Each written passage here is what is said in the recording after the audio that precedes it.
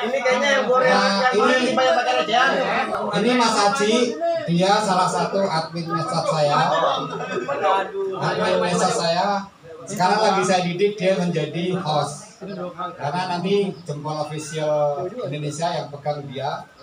Dan konten kreator saya namanya Mas Dingga yang nanti akan memberi apa tentang kamera, karena dia sekolah kuliah di Akademi Film Yogyakarta semester akhir. Bukan Akademi Film. Bang, kameranya boleh tuh Bang. Boleh, silakan. Oke, terus ada joran pancing. Joran pancing. Oh, joran pancing channel.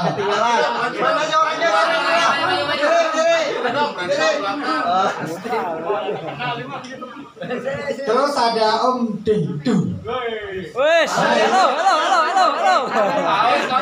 Tanya udah strike belum? Ada Om Dedu. Terus ada Om Dian Baharia. Mana? Sini Om. Ini kita tanya-tanya karena kan datang belakangan dapatnya banyak gitu kan.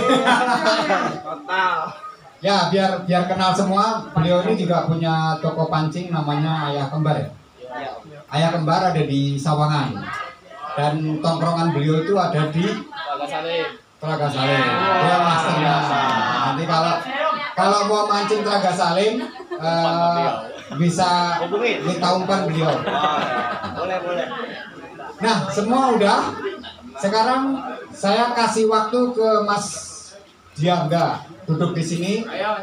Nanti Masnya harus belajar ini. hostnya Sama Mas ini. Hostnya ayo belajar hostnya.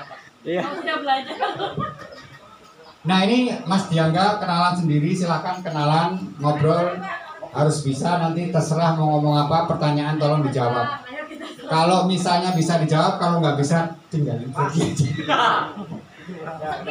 Oke, teman-teman, perkenalkan nama saya Diangga.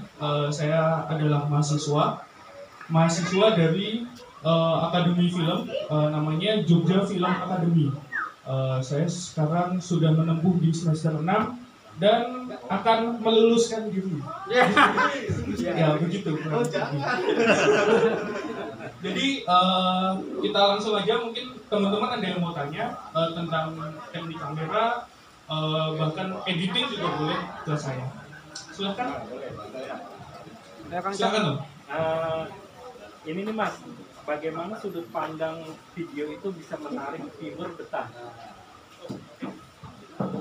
Oke. Untuk bagaimana viewers itu bisa betah terhadap video kita, kalau saya sendiri, saya selalu menerapkan bahwa video itu sebisa mungkin sestabil mungkin, dalam arti jangan terlalu banyak goyangan, tapi goyangan itu juga boleh agar dimensinya itu lebih terasa. Jadi penonton itu ikut merasakan apa yang kita rasakan di saat kita memancing. Gitu sih. Udah cukup atau Boleh. Satu lagi ya. Apakah di sebuah video terlalu banyak efek itu mempengaruhi penonton itu betah atau enggak? Kalau itu kita bisa dilihat dari watch time kita. Kalau di YouTube kan kita bisa melihat tuh satu video itu durasi nontonnya berapa. Apakah persentase dari awal sampai akhir itu bisa dilihat semua, atau semakin lama grafiknya semakin turun gitu kan. Kita bisa lihat dari situ aja. Kalau misal kira-kira nih yang agak sepi itu di bagian akhir biasanya. Nah, kalau di akhirnya itu agak sepi, gimana caranya kita harus membuat bahwa di akhir video itu kita jangan bikin sampai penonton tuh bosen gitu.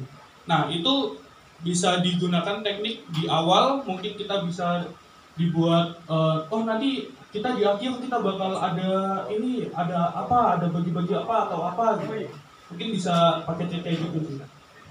Terima kasih buat Mas Diangga. Sama-sama.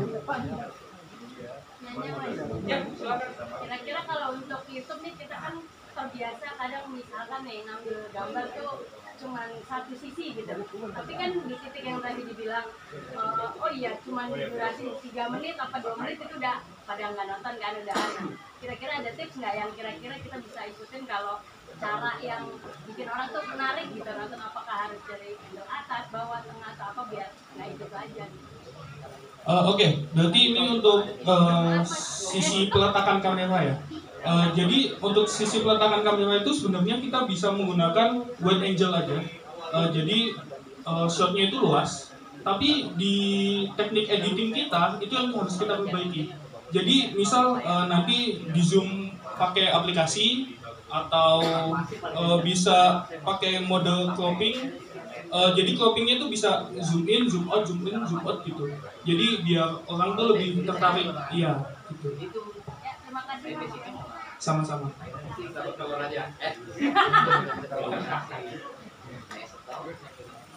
Oke, silakan teman-teman. Untuk durasi itu bagusnya dari lama berapa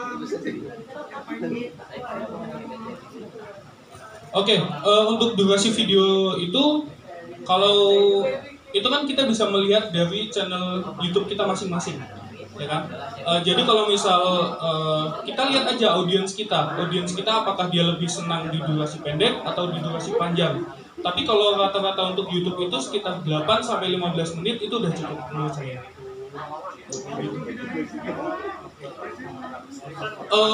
Sebenarnya kita kalau mau lebih dari 15 menit itu boleh, nggak apa-apa.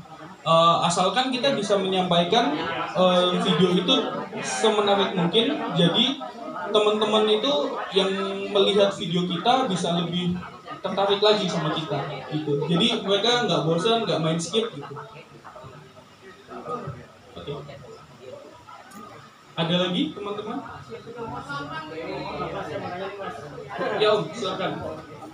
Kebetulan saya pakai tipe kamera nih. Ya Om. Saya ingin tahu tip dan tipsnya bagaimana menciptakan triangle yang bagus. Ganti kamera aja coy. Yang bagus. Oke, mungkin ini Tips yang pertama itu ya. Kamu nggak boleh gitu. Tips yang pertama itu. Oke, mungkin di settingan triangle exposure ya Om. Ya, aperture, exposure sama isinya gitu. Iya. Yang balance dan timbang tuh kayak gitu. Oke Om, kalau saya sendiri, kalau di kondisi siang, saya pasti menggunakan shutter speed 60. 60 itu dapat dari mana? Itu didapat dari frame rate kita, FPS kita berapa. Kalau misal kita syuting di dalam video yang FPS-nya adalah 25 frame per second, berarti kita menggunakan speed-nya di 50. Jadi 2 kali frame rate kita. Jadi misal kita pakai FPS 30, kita berarti pakainya 60 kayak gitu. Dan kalau misal kita kan listrik di Indonesia ini kita menggunakan cahaya lampu yang 50 Hz ya. Nah, biar gambarnya kalau kita lagi malam itu enggak, kan kadang kalau teman-teman syuting di malam itu kan lampunya agak kedip-kedip gitu, ada yang pernah ngalamin nggak? Flicker. Nah, flicker itu. Nah, itu karena listrik di Indonesia itu 50 Hz. Jadi speed teman-teman gunakan di 50 Hz. Jadi gambarnya itu biar nggak ada kedip-kedipnya kayak gitu. Gitu sih.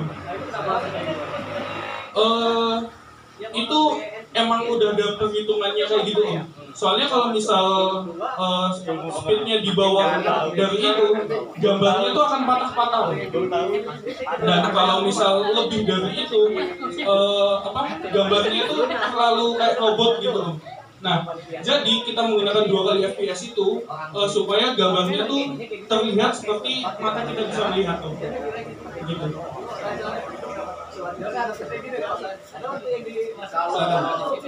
Kita coba mancing ya. Di YouTube itu kategori apa sih yang harus diklik Pak? Ada jagung nggak? Oke, berarti ini untuk masalah posting ya. Itu mohon maaf Om, kalau itu bukan bagian saya untuk bagian di posting di YouTube. Itu kita ada tim satu lagi yang khusus buat upload situ. Pengen saya tanya itu. Pakai WA aja, WA. Pakai WA aja. Kamera, yang ini dari kamera, Om. WA aja, ngomongnya nggak Ya Om, silakan. Agak-agak krusial juga pertanyaannya. Ya. Jadi kebanyakan kan teman-teman YouTuber kalau ngambil gambar video itu kan ada yang lewat handphone sama kamera mirrorless ataupun DSLR. Sementara perbedaan handphone kamera mirrorless sama DSLR itu kan beda walaupun settingan FPS-nya itu sama. Itu yang sering saya temukan kayak gitu. Itu nyiasatinnya kayak gimana ya? Karena kalau udah di-combine kita main angle dari handphone sama DSLR itu kan pasti dari color gradingnya juga kita jauh banget gitu. Saran dari Mas sendiri enaknya kayak gimana kalau misalnya ambil dari Dua kamera yang beda gitu. Dua kamera yang beda gitu. Apalagi kan kita pakai handphone terus terang aja yang middle end ya kelasnya kalau menurut saya ya, saya pribadi. Udah pasti bedanya jauh banget. Karena saya pernah buat dari kamera HP saya adu sama mirrorless. Capek memang kedodoran editnya, kedodoran banget gitu. Jadi sebaiknya kayak gimana kan kayak tadi dijelasin FPS 25, itunya 2 kali lipatnya. Nah kalau untuk perlakuan di handphone sendiri gimana? Bisa minimal sejajar lah walaupun nggak mungkin sama persis ya sama mirrorless atau DSLR itu sendiri. Oke, saya juga sering melakukan hal yang sama. Jadi saya kadang syuting utama itu menggunakan mirrorless. Habis itu yang kedua bahkan saya suka pakai handphone atau pakai GoPro atau pakai apa, itu kan kadang emang suka beda-beda. Oke, jadi yang pertama harus dilakukan adalah pastikan bahwa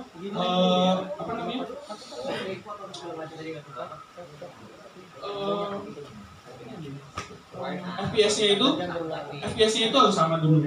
Pertama itu. Yang kedua adalah resolusi. Resolusinya harus dibuat sama dulu. Misal sama-sama 1080 atau 1920 kali 1080 atau 720 kali 1260. Itu pertama harus disamain dulu. Habis itu poin yang ketiga adalah exposure-nya. Exposure-nya itu harus kita samain dulu antara yang ada di kamera sama yang ada di HP gitu. Semoga sih kalau misal settingan tiga-tiganya itu udah sama semua, kita di editing semuanya gampang gitu. Minimal nggak terlalu berat lah ya. Ya minimal nggak terlalu jauh untuk dari kamera satu ke biro-nya gitu. Sama-sama. Ada lagi Om? Anak lawak, ada yang bisa tanyakan. Kalau mancing kan suka ada di pengurus. Iya betul. Apakah kita harus juga punya orang Oke Om. Untuk shot yang harus kita ambil ya. Kalau kita kan kadang kalau mancing itu cuman taruh kamera, habis itu naruh maksudnya lempar umpan dan pengambilan itu kan biasanya udah kayak gitu. Nah, coba Om dibuat lagi, itu kan namanya raw, itu buat di kamera satu. Nah, jadi anggap aja Om itu punya satu kamera, tapi itu bisa terlihat kayak banyak kamera. Nah, caranya gimana? Jadi ketika Om pertama kali datang ke Empang, coba Om ambil kayak percikan air, atau pokoknya ambil establishnya dulu yang ada di daerah Empang itu. Baru kalau menurut Om udah mulai banyak, itu baru Om fokus ke mancingnya Om. Nah, nanti ketika saat editing video utamanya itu yang mancing itu ditaruh aja, itu kan full videonya pasti panjang Om. Nah itu nanti baru disisipin, iya disisipin klip-klip yang tadi. pas baik keduanya lain. Iya, habis itu gambar yang lain gitu. Jadi terlihat kita tuh walaupun menggunakan satu kamera, tapi terlihat kayak banyak kamera gitu. Mungkin teman-teman ada lagi yang mau ditanya?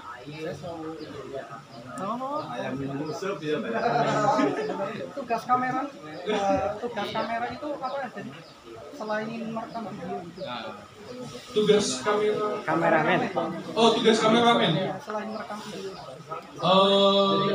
Tugas kameramen apa ya? Saya merekam. Ada kameramen, ada konten kreator, atau sebagai bilang sutradara, ada aktornya, ada pemancingnya. Nah, ada yang dikonsep sebagai, kalau YouTuber kan rata-rata kameramen itu sama dengan konten kreator. Padahal harusnya terpisah konten kreator dan kameramen. Sebetulnya sebelum mulai sesuatu, antara konten kreator dan kameramen berdiskusi, namanya pakai skrip. Ya, Itu pakai yang skrip. dibicarakan bertiga. Tapi kan yang kejadian yang sebenarnya adalah YouTuber yang memancing yang konten kreator. Jadi nggak ada skrip di luar skrip. Itu yang saya lakukan selama ini. Saya sudah bertahun-tahun nggak pernah pakai skrip. Semua yang ada di pikiran saya Mengalir aja ya, Pak. Nah, bagaimana kalau bilang tugas seorang kameramen adalah mengambil momen-momen yang kira-kira menarik, mengambil momen-momen yang bisa dilihat orang. Kalau tadi pertanyaan Bang Eton, kenapa pakai saya tambahin ya? Satu kamera waktu itu pernah dibahas kok sama yang pertama, kalau Bang Eton perhatikan bahwa kalau kita datang ke satu tempat, saya tadi berdiskusi di mobil karena saya ngajarin talent saya. Kita datang kemana? Pertanyaan. Kita ngapain? Sama siapa? Kegiatannya apa aja? Ya kan? Itu empat pertanyaan itu sudah menjadi suatu cerita nanti. Terus selama kegiatan apa aja yang menarik, gitu kan? Setelah itu endingnya hasilnya seperti apa? Gitu. Keramaiannya seperti apa? Nah udah konsep itu 5 pertanyaan itu aja udah menjadi bisa video 1 jam. Kalau ngapain? Kalau saya bilang tadi ada pertanyaan. Oh, orang 2 menit, 3 menit tinggalin ya, nggak sampai ujung. Ya supaya panjang, podcast aja. Kalau mau podcast kan orang mau nggak mau nungguin tuh sampai ujung. Pasti kan? Karena apa? Dia pengen tahu supaya lebih menarik. Contohnya seperti itu. Jadi ada pertanyaan, kemana, ngapain, kegiatan seperti apa, kemudian bla bla bla. Pokoknya bikin pertanyaan dulu. Setelah itu baru berangkat mancing, baru bisa. Semacam skrip simpel aja lah. Nah karena saya sudah melakukan puluhan tahun, jadi ya mengalir aja, udah kegiatannya gitu. Tapi terakhir saya kembali lagi boring karena apa, monoton kegiatan kayak gitu. Kita diskusi kebetulan ada 3, kita rubah mindset kita, makanya kita munculin ada drone, kemudian munculin ada kegiatan lomba, kemudian ada sharing kitchen kayak begini supaya tidak monoton. Itu aja sih. Silakan. Oke, saya ada pertanyaan nih buat si Om. Silakan Om. Gimana biar konten kita itu kan ada video kita bikin konten tuh ada yang direkomendasikan sama YouTube, kadang-kadang sama sekali direkomendasikan.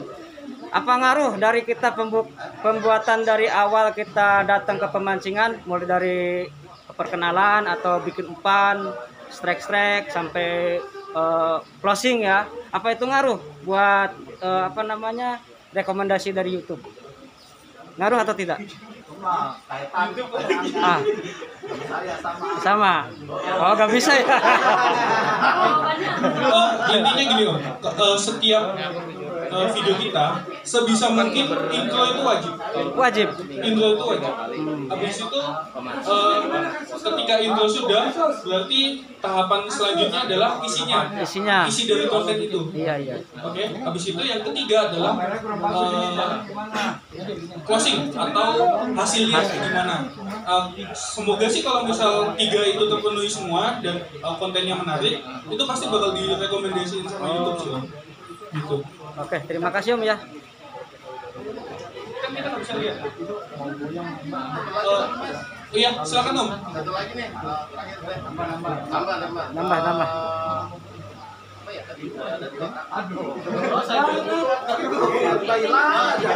Kalau kita mau konten nih, pertama kali mau nge-shoot video, itu langkah awalnya apa dulu gitu, biar videonya nanti pada saat record itu nggak yang exposure-nya naik turun, nggak yang fokusnya tiba-tiba redup, tiba-tiba pecah. Baca bismillah. Alhamdulillah selesai. Ya itu apa dulu Mas yang wajib di diketahui sama kameramen lah intinya. Oke, berarti sebelum syuting kita harus ngapain dulu? Nah, itu. Yang saya lakukan sebelum saya syuting adalah yang pertama adalah memastikan semua gadget kita itu terisi dengan penuh baterainya. Jadi jangan sampai kita lagi syuting, habis itu tiba-tiba baterai habis gitu ya. Kalau misal punya 3 baterai, 4 baterai, semuanya dicek dulu. Oke. Habis itu yang kedua yang biasa saya lakukan adalah pastikan memori itu saya format dulu. Jadi ketika kita udah selesai copy data kita ke komputer, semuanya langsung kita format, habis itu lanjut kita syuting lagi gitu ya. Itu yang kedua. Terus yang ketiga, buat settingan cahaya kita lihat dulu suasananya kayak gimana, habis itu kira-kira adakah white balance yang harus diatur, misal terlalu kuning atau terlalu biru, itu harus kita buat seputih mungkin gitu. Jadi preparation kamera itu juga perlu di bagian situ. Terus lagi udah Fokus yang suka berubah-berubah.